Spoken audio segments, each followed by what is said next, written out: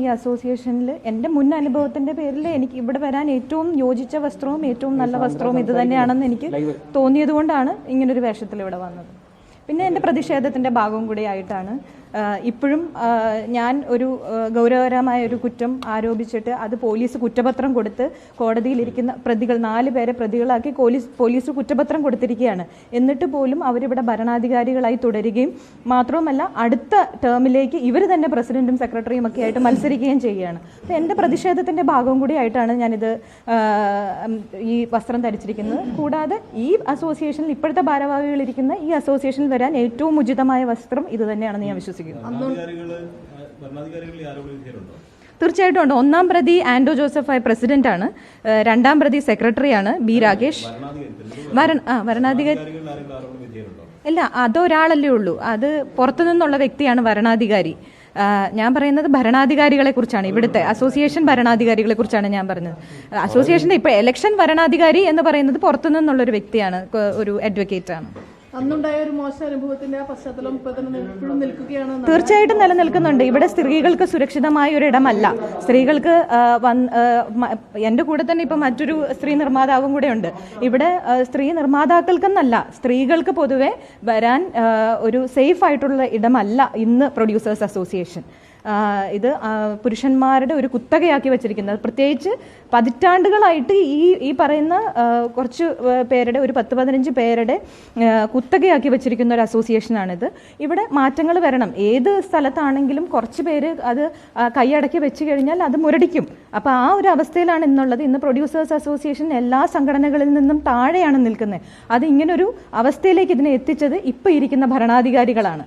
അവിടെ മാറ്റം സംഭവിച്ചെങ്കിൽ മാത്രമേ മൊത്തത്തിൽ ഇൻഡസ്ട്രി, ഒരു പ്രൊഡ്യൂസേഴ്സ് അസോസിയേഷനിൽ മാറ്റം വരുമ്പോൾ അത് പരോക്ഷമായി മുഴുവൻ ഇൻഡസ്ട്രിയുമായാണ് ബാധിക്കുന്നത്. അപ്പോൾ അത് മാറ്റം കൊണ്ടുവരാൻ സാന്ദ്രയ്ക്ക് വേണ്ട പിന്തുണയുണ്ടെന്ന് പ്രതീക്ഷിക്കുന്നു. തീർച്ചയായിട്ടും ഉണ്ട്. പ്രൊഡ്യൂസേഴ്സ് അസോസിയേഷനിൽ ഇപ്പൊ ഞാൻ ഇലക്ഷൻ ഈ മത്സരിക്കുന്ന വേളയിൽ ഞാൻ എല്ലാവരുമായിട്ട് സംസാരിച്ചതെന്ന് എനിക്ക് മനസ്സിലാക്കിയത് ഒരു ഭരണവിരുദ്ധ വികാരം ഇവിടെ വളരെ ശക്തമായിട്ടുണ്ട്.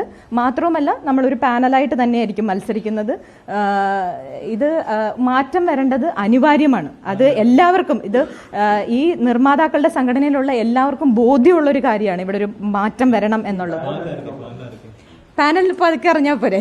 അല്ല, ഞാൻ പ്രൊഡ്യൂസേഴ്സ് അസോസിയേഷനിലേക്ക് വരാൻ വേണ്ടി ഈ വസ്ത്രം അത് ഇപ്പോഴത്തെ ഭരണാധികാരികൾ ഇരിക്കുന്ന അസോസിയേഷനിലേക്ക് വരാൻ ഇത് ചൂസ് ചെയ്തു എന്നുള്ളത് മാത്രമേ. അവർ തുടരില്ല. അതിൽ മാറ്റം ഉണ്ടാവും. അതിൽ ഞാൻ ഉറച്ചു വിശ്വസിക്കുന്ന നട്ടലുള്ളവരാണ് പ്രൊഡ്യൂസേഴ്സ് അസോസിയേഷനിലുള്ള മെമ്പേഴ്സ് എന്നാണ് ഞാൻ വിശ്വസിക്കുന്നത്. ഏതാ? അങ്ങനെയില്ല, ഇത് അങ്ങനെ ഒരു മതത്തിന്റെ ഭാഗമാക്കേണ്ട കാര്യമില്ല. ഇത് ഇപ്പൊ ഞാനൊരു ക്രിസ്ത്യാനിയാണ്. അപ്പൊ ഇത് ബൈബിളിൽ സാറ ഇട്ടിരുന്ന വേഷവും കൂടിയാണ്. അപ്പൊ അത് നമ്മുടെ പള്ളികളിൽ പോകുമ്പോൾ ഞങ്ങൾ ഇങ്ങനെ തന്നെയാണ് പോവാറ്. അപ്പൊ അത് ഒരു മതത്തിന്റെ ഭാഗമായി ചിത്രീകരിക്കേണ്ട കാര്യമൊന്നുമില്ല. ഇതുപോലുള്ള ഇടങ്ങളിൽ വരാൻ ഏറ്റവും ഉചിതമായ വസ്ത്രമാണ്, സ്ത്രീകൾക്ക് ധരിക്കാവുന്ന ഏറ്റവും ഉചിതമായ വസ്ത്രമായതുകൊണ്ടാണ് ഞാൻ അതിന്. അല്ല, വേറെയും ആൾക്കാരുണ്ട്. ഇപ്പം ഷീല ചേച്ചി എക്സിക്യൂട്ടീവ് കമ്മിറ്റിയിലേക്ക് നിൽക്കുന്നുണ്ട്.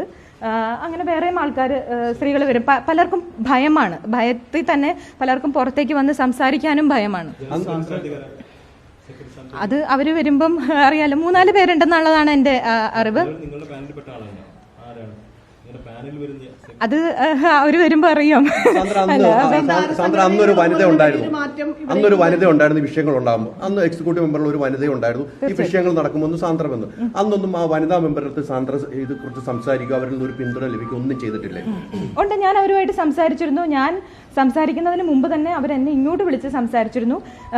അവരെന്നോട് പറഞ്ഞു എൻ്റെ നിസ്സഹായാവസ്ഥ മനസ്സിലാക്കണം. ഞാൻ കാര്യം അവർക്ക് പാരമ്പര്യമായിട്ട് ഈ അസോസിയേഷനിലുള്ള ആളുകളാണ്. അപ്പം എനിക്ക് ആ സിറ്റുവേഷൻ മനസ്സിലാവും. കാര്യം ഇത്രയും സീനിയർ ആയിട്ടുള്ള ആളുകളുടെ മുന്നിൽ പ്രതികരിക്കാൻ അവർക്ക് ബുദ്ധിമുട്ടുണ്ടാവും. പക്ഷേ പേഴ്സണലി അവരെന്നെ വിളിച്ച് പറഞ്ഞിരുന്നു എൻ്റെ നിസ്സഹായാവസ്ഥ കൊണ്ടാണ് എനിക്കൊന്നും പറയാൻ പറ്റുക. ഞാനും ഓർത്തു എന്തുകൊണ്ടാണ് സാൻഡ്രയ്ക്ക് അങ്ങനെ ഒരു മോശം അനുഭവം അവിടെ സംഭവിച്ചത് എന്ന് ഞാനും വിചാരിച്ചിരുന്നു എന്നൊക്കെ എന്നോട് വിളിച്ച് സംസാരിച്ചിരുന്നു. ഞാനിതിൽ പ്രത്യേകിച്ച് സ്ത്രീകളുടെ കാര്യത്തിൽ പുരുഷന്മാർക്ക് ധൈര്യം ഇല്ലാത്തടുത്ത് സ്ത്രീകൾക്ക് ധൈര്യം ഉണ്ടാവുമെന്ന് ഞാൻ എക്സ്പെക്ട് ചെയ്യുന്നത് തന്നെ തെറ്റല്ലേ? അതെ, അതായത് നിലനിർത്തിയേൽക്കുന്നതല്ല, അവർ ചെയ്തത് തെറ്റായ പ്രവൃത്തിയാണ്. ഞാനൊരു കംപ്ലൈന്റ്, എനിക്കുണ്ടായ ഒരു മോശം അനുഭവം തുറന്നു പറഞ്ഞപ്പോൾ അതിന് പകരം എന്നെ പുറത്താക്കുകയാണ് ചെയ്തത്. അത് തെറ്റായ തീരുമാനമാണെന്ന് പറഞ്ഞിട്ട് കോടതി അതിനെ സ്റ്റേ ചെയ്യുകയാണ് ചെയ്തത്. നടപടി പൂർത്തിയായിട്ടില്ല. അതുപോലെ തന്നെ ഇപ്പം ഇവിടെ ആരെന്ത് ചോദ്യം ഉന്നയിച്ചാലും അവരെ പുറത്താക്കുക എന്നുള്ളൊരു രീതിയാണ് പ്രൊഡ്യൂസേഴ്സ് അസോസിയേഷനിലുള്ളത്. ഇപ്പൊ ഷീല ചേച്ചി കുറച്ച് ചോദ്യങ്ങൾ ഉന്നയിച്ചിരുന്നു, പ്രൊഡ്യൂസേഴ്സ് അസോസിയേഷനെ സംബന്ധിച്ച് ചില കാര്യങ്ങൾ ചോദിച്ചിരുന്നു. അതിന് അവർക്ക് ഉടനെ ഷോക്കോസ് നോട്ടീസാണ് പ്രൊഡ്യൂസേഴ്സ് അസോസിയേഷൻ കൊടുത്തത്. ഷോക്കോസ് നോട്ടീസ് ഇതിന്റെ പുറകെ ഓരോ അതിന് അവർക്ക് വരുന്ന ചെലവ് എന്ന് പറയുന്നത് 35,000 രൂപയാണ്. ഇത് ഓരോ നിർമ്മാതാവിനും അത് സാധ്യമല്ല. അതുകൊണ്ടാണ് ആരും കംപ്ലൈന്റ് ആയിട്ട് മുന്നോട്ട് പോകാത്തത്.